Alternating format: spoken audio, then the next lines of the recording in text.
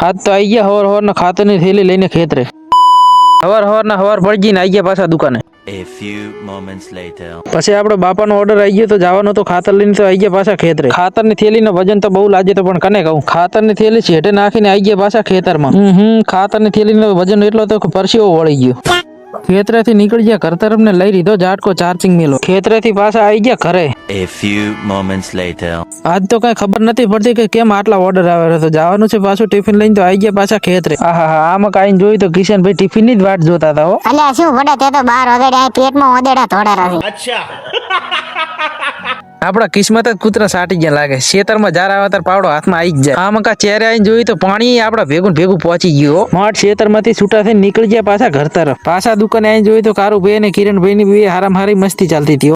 પાછા આવી ગયા ઘરે નહીં તો રેડી થઈને નીકળી ગયા પાછા ચાર્જિંગ લઈને દુકાન તરફ. દુકાને આવીને હજુ તો બેઠા હતા ને બાપાનો ઓર્ડર આવી ગયો કે જવાનું છે ડીઝલ લેવા ને મશીન બંધ કરવા. નીકળી ગયા મશીન બંધ કરવા પછી જવાનું છે ડીઝલ લેવા. ઓહો આ મકા જોયું તો કિરણભાઈ બાઇક લઈને ચેડે જ છે આપડી. કેનાલ આવીને જોયું તો કેનાલમાં પાણી આજ તો ઓછું હતું. મશીન આવીને જોયું તો મશીન મારું ઓળશું આજ તો હાથે નાથે બંધ થઈ ગયું હતું. ડીઝલ ની ટાંકી ખોલીને જોયું તો ડીઝલ તો ઘણું હતું તો મશીન કેવી રીતે બંધ થયું કઈ ખબર નથી પડતી. હા હવે ખબર પડી. આ ચિયોક દાંડી ઓછી કરીને જતો રહ્યો છે.